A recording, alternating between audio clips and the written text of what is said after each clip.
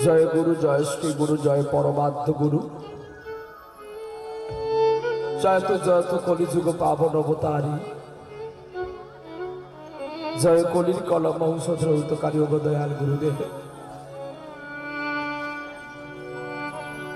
आज कीर्तन प्रारंभेर काले आमी आपनादेर जुगल चरणे शरणागत हलाम। तत्परे माधुर्य मंडितमय श्रीधाम बृंदावने समवेत समवेता सुधी श्रद्धा परम पूज्यस्पाद आकांक्षित कृष्ण अनुरागी गौर भगवत भक्त वृंदेर श्रीपाद कमले एदिन कांगाल प्रहल्लादेर पक्ष थेके आपनादेर सभाकारे सभार चरणे आमार भक्ति नम्र भूमिष्ठ शतकोटि प्रणाम।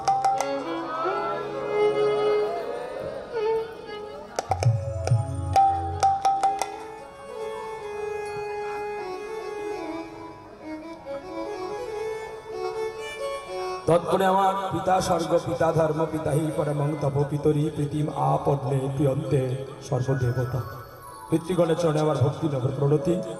तत्परे आमार आह्लादिनी शक्ति विश्व स्रष्टा राधानी अंशभूता मातृगणेर चरणे आमार भक्ति नम्र प्रणाम।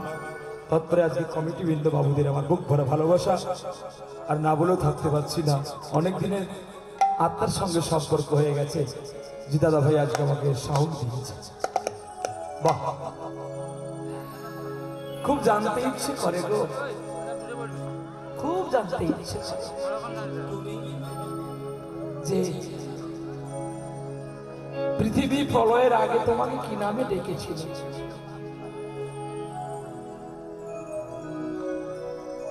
आमार जानते इच्छे करे मागो, ओके जानते इच्छे करे सृष्टिरागते तोमार डाकतो की नाम धरे जानते इच्छे करे मागो, जानते इच्छे करे मागो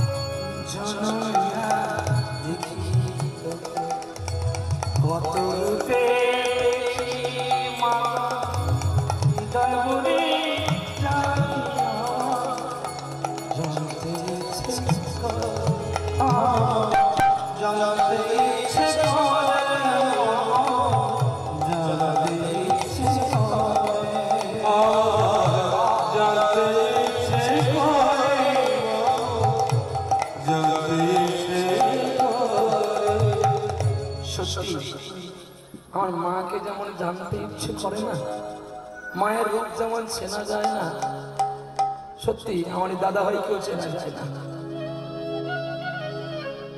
যখন ঠেকুয়া বাজারে কয়েকদিন আগে তো বোধহয় এসেছিলাম, তো আমার তো দাড়ি ফাড়ি বোধহয় কাটা হয় কিসেছিলাম আমি তাও জানি না, এত ফ্রেশ হয়নি। উনিও দাড়ি টাড়ি রেখে আমি চিনতে পারিনি কেন, বোধহয় কি বাড়িতে গন্ডগোল হয়েছে, খাওয়া দাওয়া ঠিক হয়নি। তো খবর পেলাম যে বাড়ি যেতে সময় পাইনি, প্রতিদিন চলছে। বাহ, এই জানাটি অনেক রাগে অনেক গান লুকিয়ে আছে। মান্নাদি কত গান করেছে, সতীনাথ কত গান করেছে, এর প্রণব শিল্পী। তো আমার বুক ভরে ভালোবাসা জানাই যে জীবনে অনেকই জায়গায় আমরা গান করেছি ঠিকই, যে গর্বিত আপ্লুত এত সুন্দর সাউন্ড। আমার ইউটিউব চ্যানেলে তো আপনি শুনলে দেখতে পাবেন, কোথাও হয়তো ব্রেন বাড়ছে, কোথাও ব্যাস বেড়ে গেছে, তো বলবেন আপনি কেন বলেননি, কেন বলতে যাবো, রাগালে তো আবার ঘুরিয়ে দিন। তখন তো আমার টাকা যাবে, আমি পৌঁছে গেছি, গান না গাইলে কি লোকে টাকা দেবে? তো তুমি তোমার যা করো করো বাবা, আমি আমারটাই চলি। তাই কাউকে কিছু বলতে নেই। আর এটা জানবেন, নিজে আঘাত নেবেন, কাউকে আঘাত দেবেন না। আমি যদি আপনাকে শালা বলে থাকি, আপনার সময় কিন্তু, আমি যদি আপনাকে শুধু শালা বলে থাকি, ঠিক সময় কিন্তু সমাজ আপনাকে একদিন শালা বলে ফেলবে। শুধু অপেক্ষা করতে হবে। অপেক্ষা না করলে এই পুরস্কার পাবেন না। চলি, আমি যে গানটি প্রথমে গাইলাম, এই গানটা আমার নিজেরই লেখা, যে আমায় সাজাতে এসে ওগো বধুয়া করে গেছো কত ভুল। সত্যি তো, গোবিন্দ আমাকে সাজাতে এসে তিনি নিজেই কত ভুল করে গেল। জীবনে এনেছেন না একটা এনেছেন,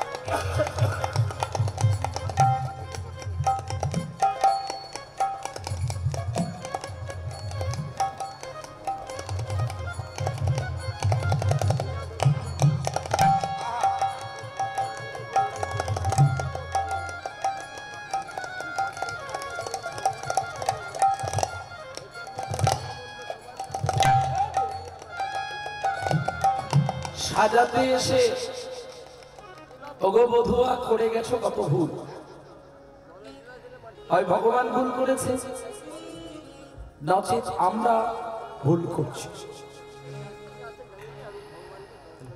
এই যে ভুলটা কি, ভুল দিয়ে বহু গান আছে।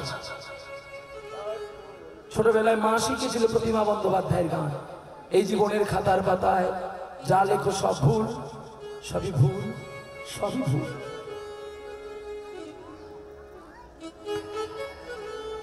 আজ ভাবি, দেখতে দেখতে আমাদের প্রত্যেকের কেমন আয়ুসূত্রগুলো ডুবে যাচ্ছে। ভগবতের চিন্তা, ভগবত প্রেম মানুষকে কোন জায়গায় নিয়ে যেতে পারে। দেবর্ষি নারদ গোলক বৃন্দাবনে পৌঁছে গেলেন। প্রভু, শুনেছি নাকি এক গ্লাস চোখের জলে বা একটা তুলসী পত্রে নাকি আপনি খুশি হয়ে যান।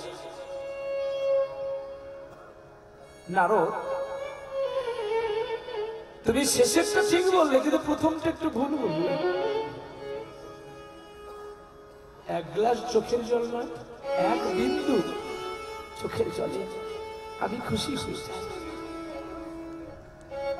আমার গীতায় লেখা আছে তো, পত্রং পুষ্পং ফলয়ং তোয়ং যো মে ভক্তা প্রদক্ষতে। অর্থাৎ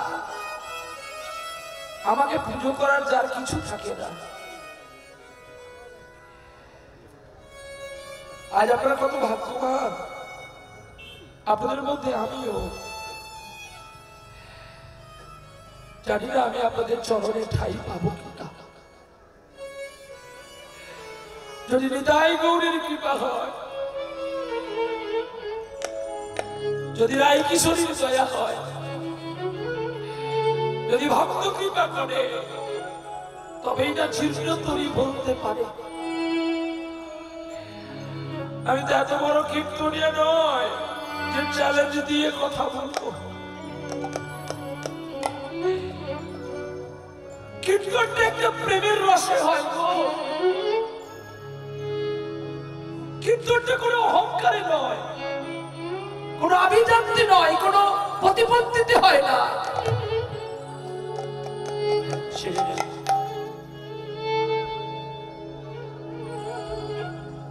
হরে কৃষ্ণ হরে কৃষ্ণ। মঞ্চাকল্পতরুভস্য কৃপা সিন্ধু ভবেগত পতিতানাং পাবনের ভোগ বৈষ্ণবের ভ্রমণ। আজকে পার্শ্ব সঙ্গীত এই আয়োজনে গ্রামবাসীর সহযোগিতায় বড় করে একটি কীর্তন গানের আয়োজন করা হয়েছে। কীর্তন পরিবেশন করবেন ভক্তপ্রবর প্রহ্লাদ দাস অধিকারী, উনি মঞ্চে কীর্তন পরিবেশন করছেন। এখানকার উপস্থিত সতীন্দ্র গুরু বৈষ্ণব ব্রাহ্মণ গৃহস্থ আত্মীয় স্বজন, এই এলাকার সদস্যবৃন্দ, সুধানোধ্যায়ী হিতকাঙ্ক্ষী যারা এখনো মঞ্চে আসতে পারেনি, দূর দূরান্ত থেকে অপেক্ষা করা ভক্তবৃন্দ, সবাই উদ্দেশ্যে একটি প্রসাদী পুষ্পমালা স্থাপন করিলাম, হরিধ্বনি সহকারে সমর্থন করিবেন।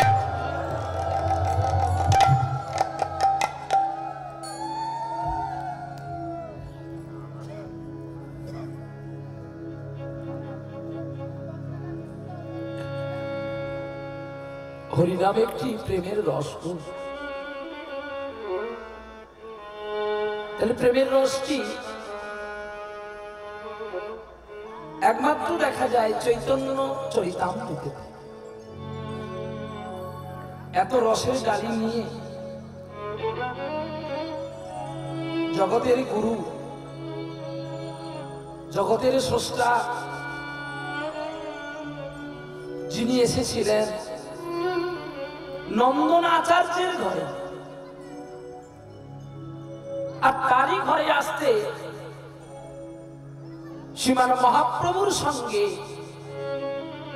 নিত্যানন্দের মিলন আচার্য নন্দন ঠাকুরই ঘটিয়েছিল।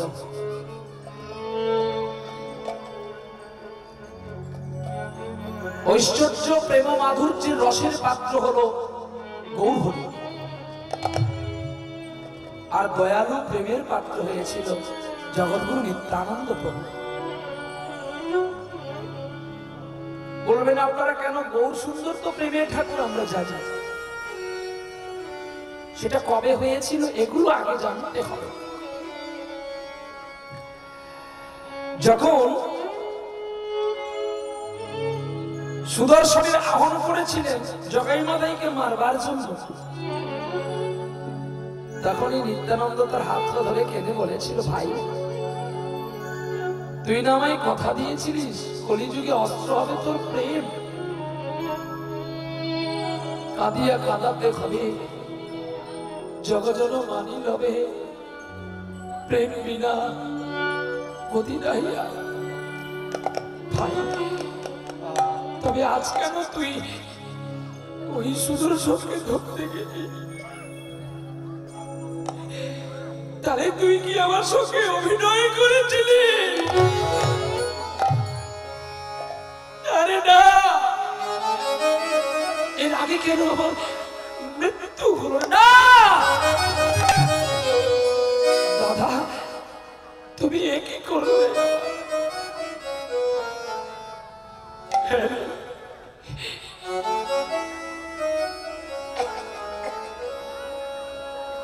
কেউ অবুঝ বলে তুই কেন অবুঝ হবি ভাই? তুই যে জগতের কৃষ্ণ,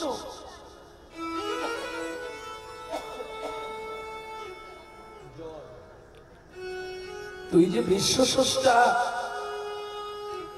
তাই তোর কাছে এইটুকু আমি আশা করিনি ভাই। সুদর্শনকে বললো তুমি চলে যা। জগাই মাদাই ছুটে এসে নিতাই আর নিমাইয়ের পায়ে ধরে কেঁদেছিল, আর আর মেরো না গো, সত্যি মেরেছো, নিতাই মেরেছো, দাপরে মেরেছো, আর মেরো না গো। আমরা একটু বাঁচবো বলে এসেছি তোমার কাছে। ওগো নিতাই, শুনেছি নাকি তুমি দোহারে ঠাকুর? জগাই মাথায় চোখের জলে যেন সুমেরু পর্বতটা ভেঙে টুকরো টুকরো হয়ে পড়ে গেল ধরাতলের মুখে।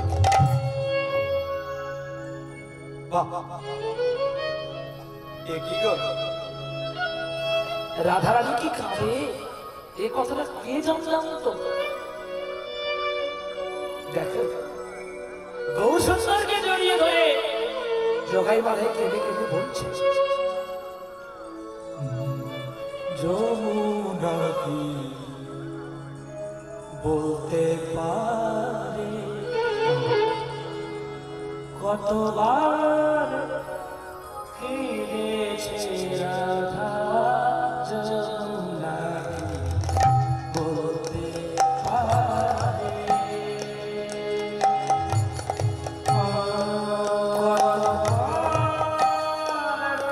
কেঁদেছে রাধা,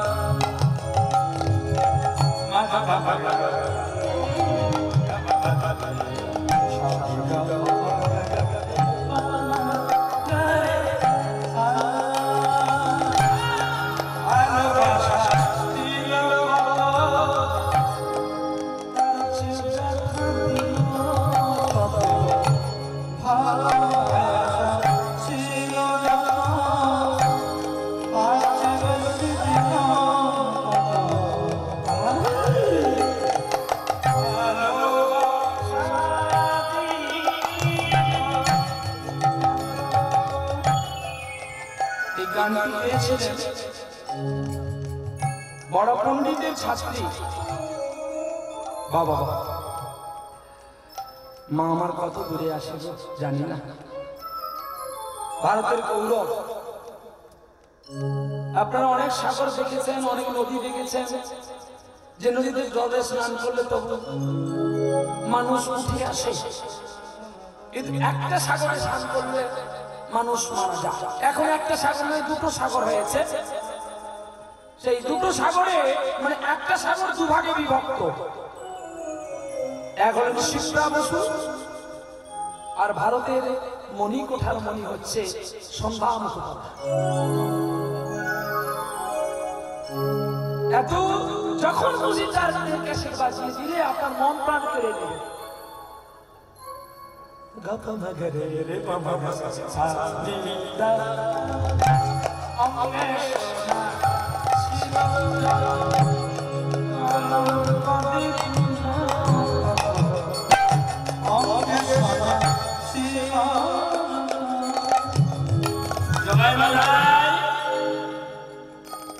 তোরা আর কোনদিন এমন করুণা করবি না তো, আর করবি না তো, আর করোনা, আর করোনা,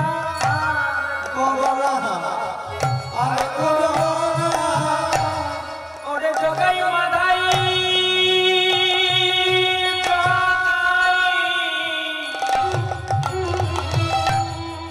জগাই মাধাই রে।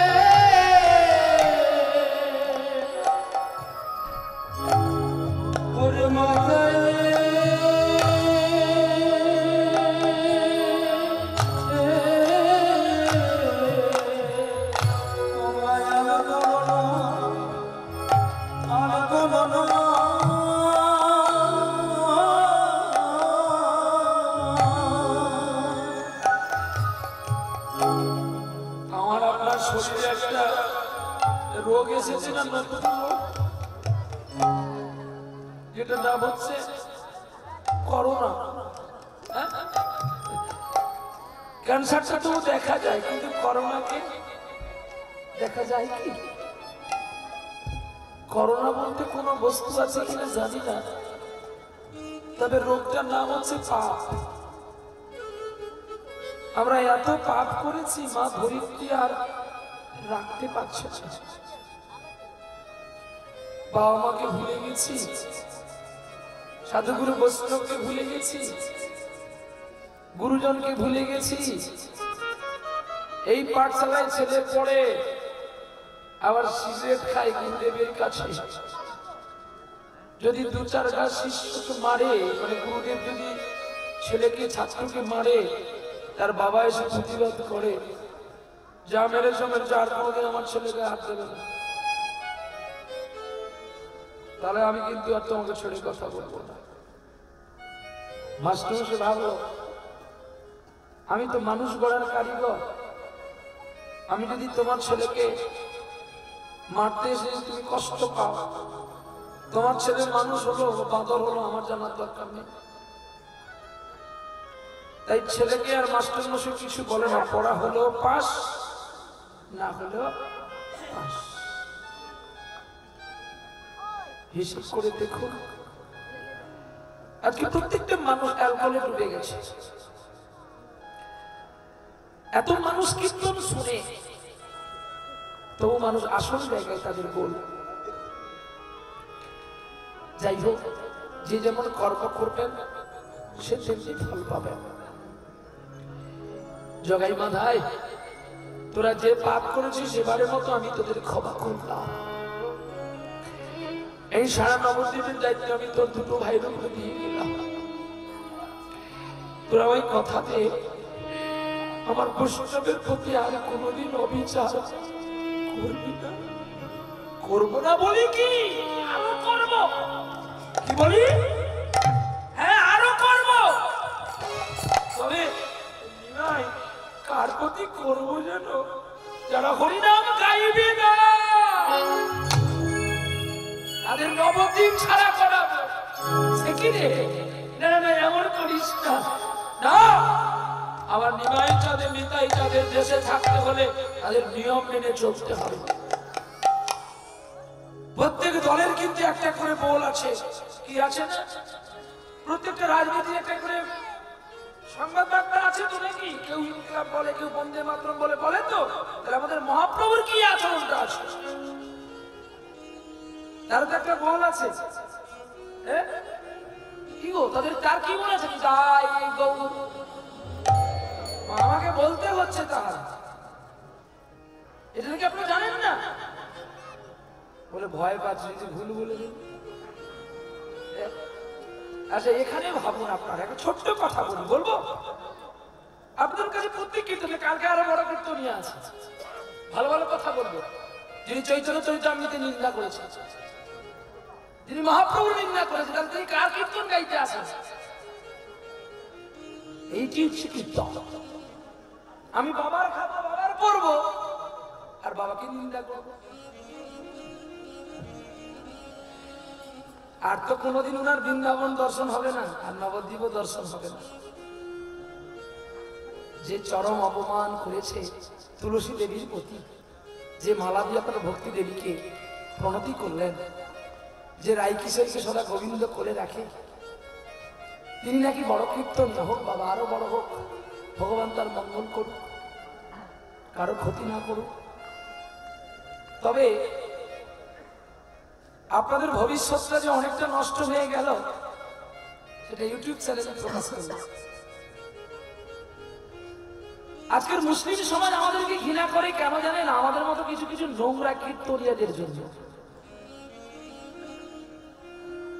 আমাদের সনাতন ধর্মকে ওরা লিপ্ত করে দিচ্ছে, নষ্ট করে দিচ্ছে। আবার সনাতন ধর্মের বড় বড় কথা বলে, জানেন?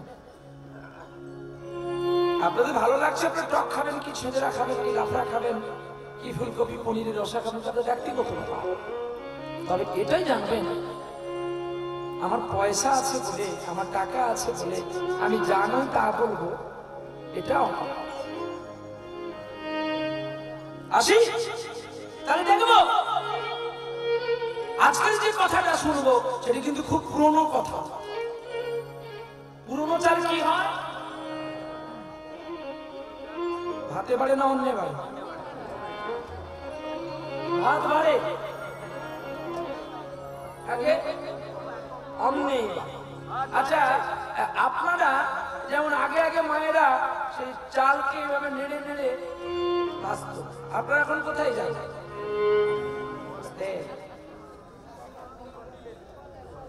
এই গম করে মেশিন ঠিক করে বলো বাবা।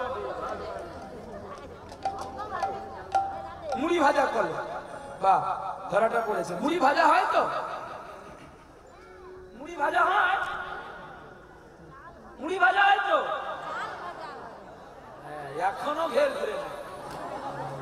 মুড়ি ভাজা হয় বাবা? আরে চাল দিলে তো মুড়ি হবে না। না, ঠিক বলেছেন ভাইরা, ঠিক বলেছে। বলে এই তমলুক শহরে বলে মুড়ি কিন্তু ভাজা হয়। আমরা জানি নবদ্বীপে বা কলকাতাতে সব জায়গায় চাল দিলে মুড়ি হয়। আর আপনাদের মুড়ি ভাজা মেশিনটা একটু দেখাতে নিয়ে যায়।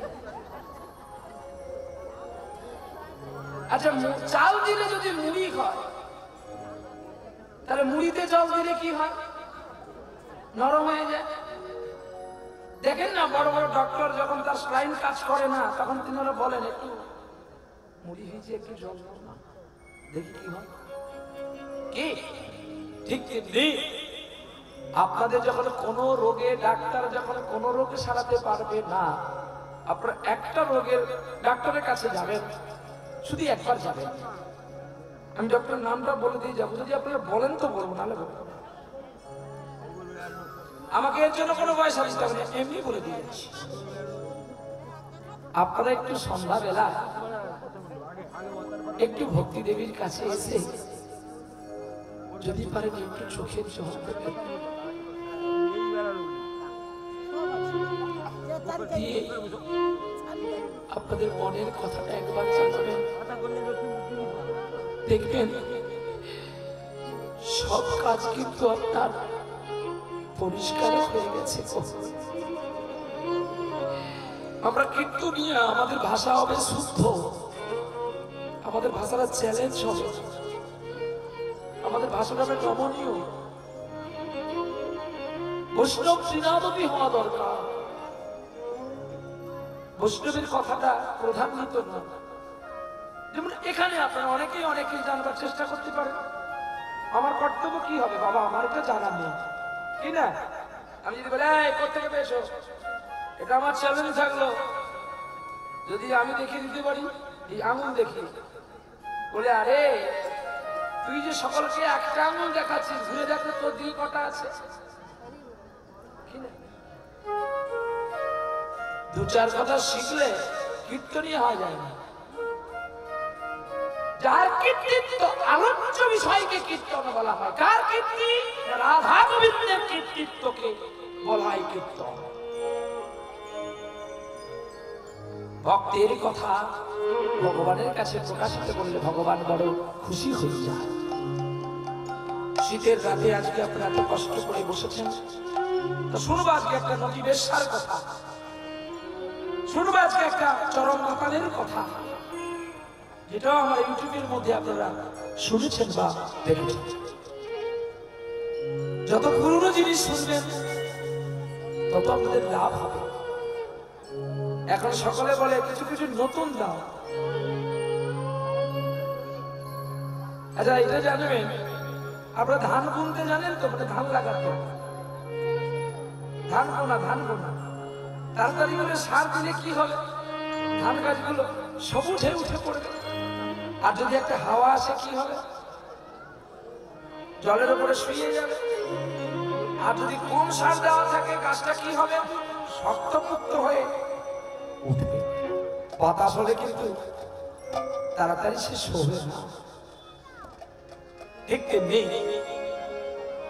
যদি আপনারা একটু ভক্তি করে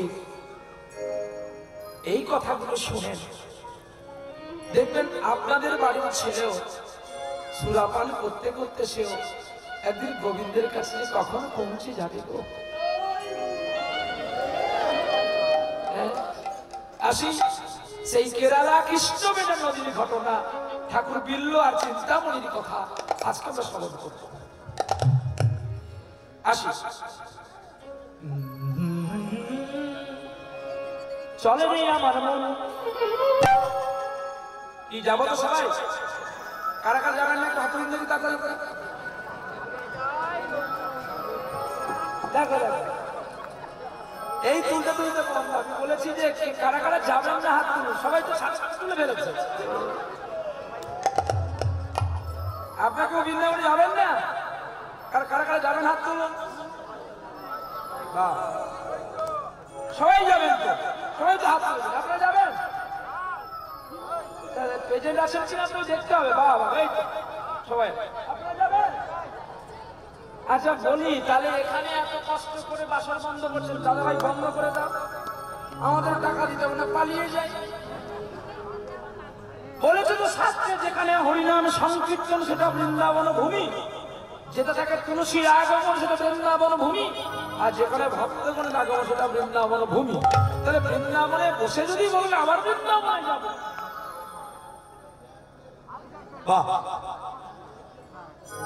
এটা হচ্ছে নাম বৃন্দাবন আর সেটা হচ্ছে ধাম বৃন্দাবন। তাহলে ধাম বৃন্দাবনে যেতে হলে কি নিয়ে যেতে হবে, নাম। এই হচ্ছে তফাৎ। এটা হচ্ছে অস্থায়ী বৃন্দাবন আর সেটা হচ্ছে চিরস্থায়ী বৃন্দাবন। তাহলে চলে রে আমার মন মধুর বৃন্দাবন, ওরে যমুনার ধারে মধুর